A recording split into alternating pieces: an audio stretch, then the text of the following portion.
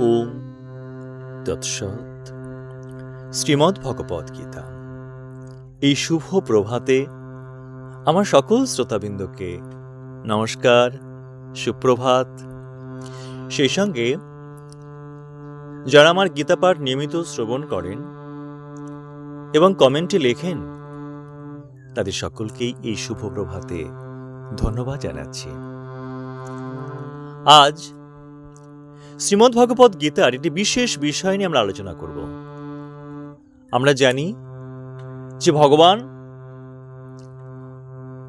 সংকটকালে যখন ধর্মের গ্লানি উপস্থিত হয়, অধর্ম প্রবল হয়ে ওঠে, ভগবান সে সময় অবতার রূপে আবির্ভূত হন। এই যে অবতার কথার অর্থ কি এবং এই বঙ্গদেশে কারাই বা অবতার রূপে আবির্ভূত হয়েছিলেন, তৎসম্বন্ধে আজকে আলোচনা। ভগবান শ্রীকৃষ্ণ শ্রীমদ্ ভগবদ গীতায় গীতার ৪র্থ অধ্যায় অর্থাৎ জ্ঞানযোগের ৭ এবং ৮ নম্বর শ্লোকে ভগবান শ্রীকৃষ্ণ অর্জুনকে বললেন, যদা যদা হি ধর্মস্য গ্লানি ভবতি ভারত অভ্যুত্থানম ধর্মস্য তদাত্মানম সৃজাম্যহম পরিত্রাণায় সাধুনাং বিনাশায় চ দুষ্কৃতম ধর্ম সংস্থাপনার্থায় সম্ভবামি যুগে যুগে। অর্জুন, যে যে সময়ে ধর্মের গ্লানি অর্থাৎ অধপতন ঘটে বা অবনতি ঘটে, অধর্মের প্রভাব ঘটে, সেই সময়ে আমি নিজেকে সৃষ্টি করি, অর্থাৎ আমি মানব দেহ ধারণ করে মনুষ্য সমাজে আবির্ভূত হই। কেন? সাধু ও সজ্জন ব্যক্তিদের উদ্ধারের জন্য, দুর্জনদের বিনাশের জন্য এবং ধর্ম সংস্থাপনের জন্য আমি যুগে যুগে আমি অবতার রূপে অবতীর্ণ হই। এখানে অবতার কথার অর্থ যিনি অবতরণ করেন, যিনি রক্ষাকে ত্রাণ করেন, গ্লানি, এই গ্লানিকে দূরীভূত করে জীবন ধর্মের প্রতিষ্ঠা করেন, তিনিই অবতার। অর্থাৎ প্রবৃত্তির মোহে মানুষ অভিভূত হলে, প্রবৃত্তি এই যে মানুষের স্বভাবের মধ্যে এই যে স্বার্থ, ক্রোধ, লোভ, মোহ, অহংকার, এগুলি তো মানুষের জীবনের স্বার্থ, এগুলি তো প্রবৃত্তি। এই প্রবৃত্তিগুলি মানব প্রকৃতির মধ্যে আছে।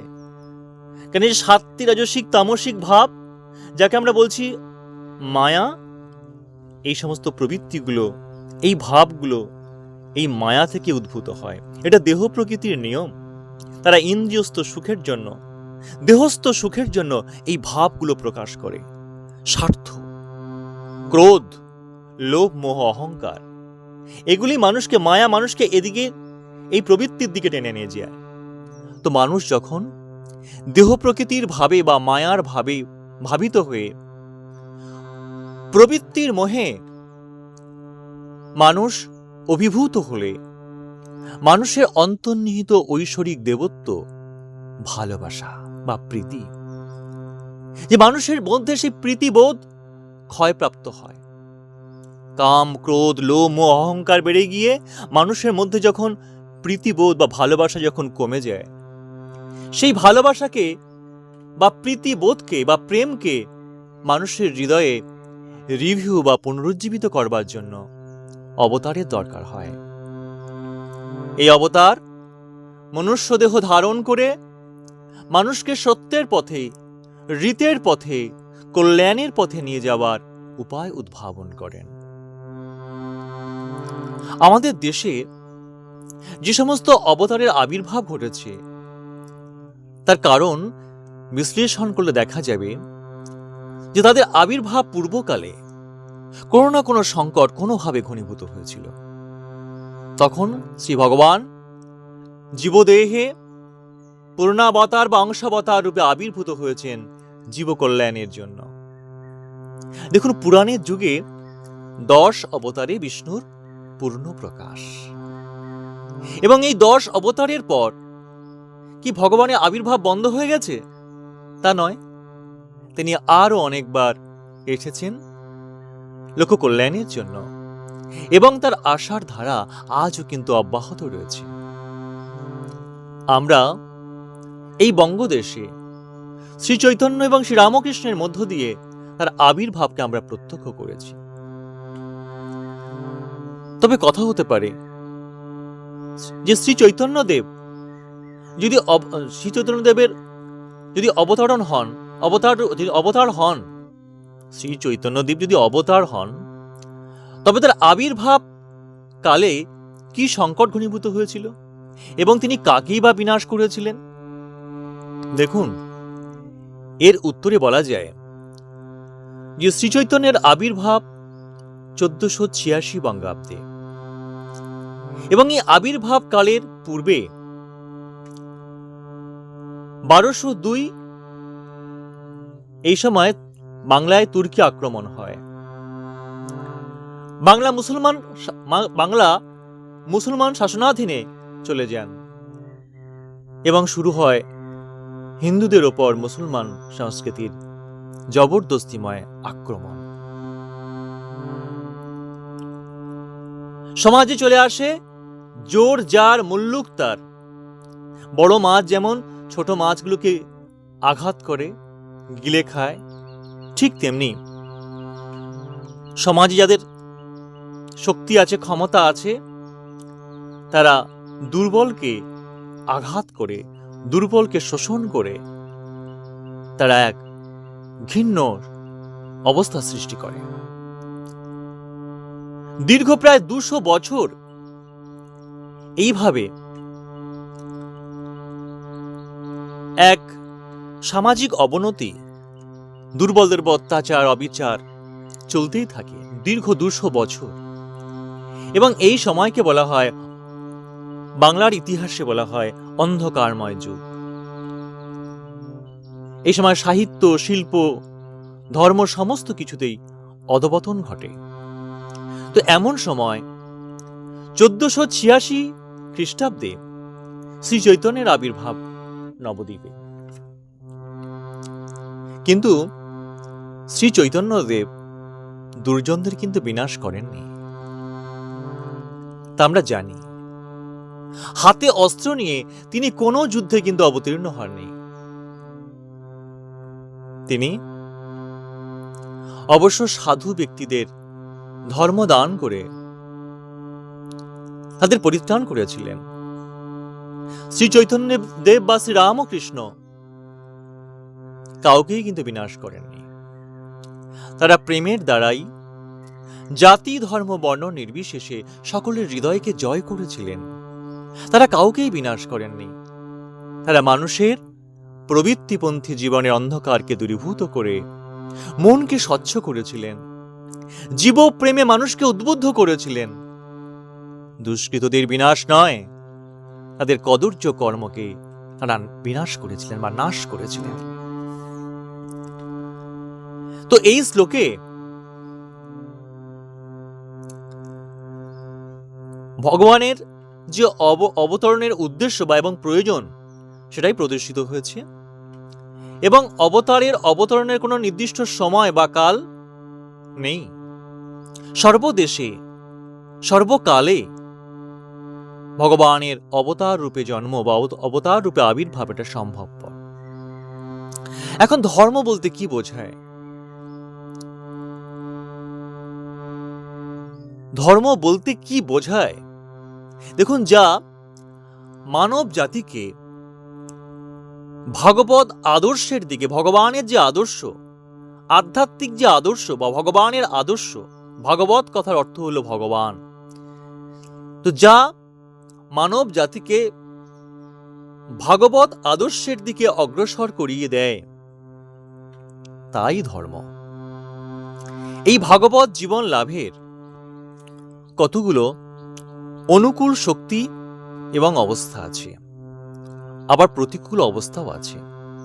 এই প্রতিকূল শক্তি হলো অধর্ম, এবং এই ধর্ম এবং অধর্মের মধ্যে চিরন্তন বিরোধ চলে আসছে।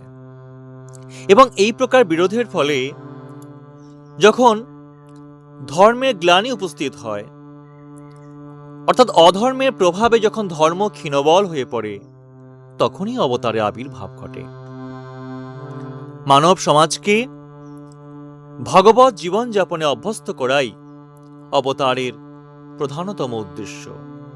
মানবাত্মাকে এই দেহ প্রকৃতির অধীনতা হইতে মুক্ত করিয়া আমি যে আত্মা, আমি যে ভগবানের স্বরূপ, আমি ভগবানের পুত্র, ভগবানের সন্তান, এই স্বাধীনতায় প্রতিষ্ঠিত করাই অবতারের প্রধানতম কাজ। এবং সেই অবতার নিজ জীবনের দৃষ্টান্ত দ্বারা ধর্ম কি প্রকারে অনুষ্ঠিত হবে তাই তিনি জগতের মানুষকে দেখিয়ে দেন।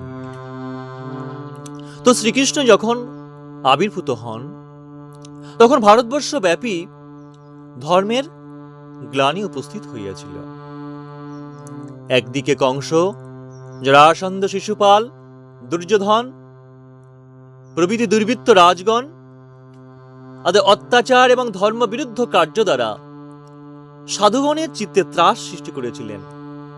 অপরদিকে দুরাচারগণ তারা প্রবল হয়ে উঠেছিল এবং এই দুর্বৃত্তদের অত্যাচার, এই অত্যাচারে যে কেবল নৈতিক বা সামাজিক বিশৃঙ্খলা উপস্থিত হয়েছিল কেবল তাও নয়, আধ্যাত্মিক জীবনেও বা আধ্যাত্মিক জগতেও প্রকৃত ধর্মের ভাব ম্লান হয়ে এসেছিল।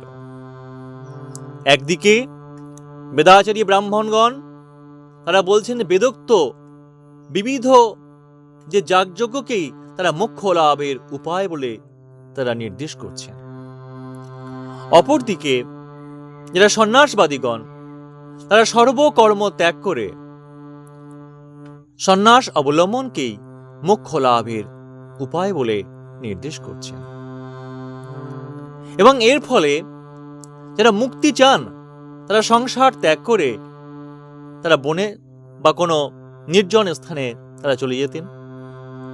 আর যারা গৃহী সংসার ধর্ম করতেন তারা পশু, বৃত্ত, স্বর্গাদি লাভের জন্য, তখন পশু বলতে তখন গরুতে ছিল তখনকার সময়ে শ্রেষ্ঠ সম্পদ, কারণ গরু থেকে তারা সমস্ত কিছুই পেত। তো সেই সাংসারিক মানুষগণ, গৃহীগণ পশু, বৃত্ত এবং স্বর্গাদি লাভের জন্য নানা প্রকার কাম্য কর্মের অনুষ্ঠান করতেন, দেবতাদের পুজো, বিভিন্ন যজ্ঞ এসব করতেন। আর রাজগণ অশ্বমেধাদি বড় বড় যজ্ঞ ক্রিয়াতেই তাদের শক্তি এবং সময় নিয়োগ করতেন।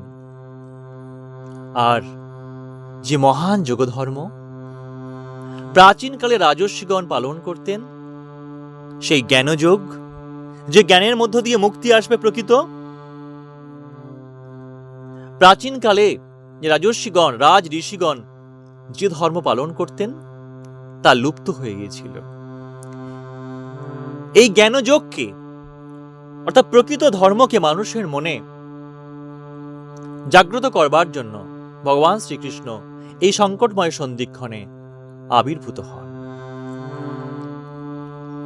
এবং তার আবির্ভাবে প্রকৃত ধর্ম কি তা জগতের মানুষ জানতে বা উপলব্ধি করতে পারে। সে মহাজ্ঞানী হল শ্রীমদ্ ভগবৎ গীতা জ্ঞান, যা ছাড়া কখনো মানুষের মুক্তি লাভ হতে পারে না। এবং এই মহাজ্ঞান মানুষ এই মহাজ্ঞানকে যদি লাভ করতে পারে তাহলেই এই জগতের এই জন্ম মৃত্যু জনিত সকল শোক দুঃখ থেকে সে মুক্তি লাভ করতে পারে, পরমানন্দ লাভ করতে পারে।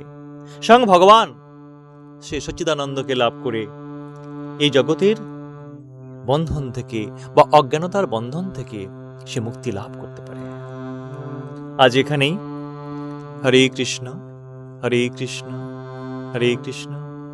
ও তৎসৎ।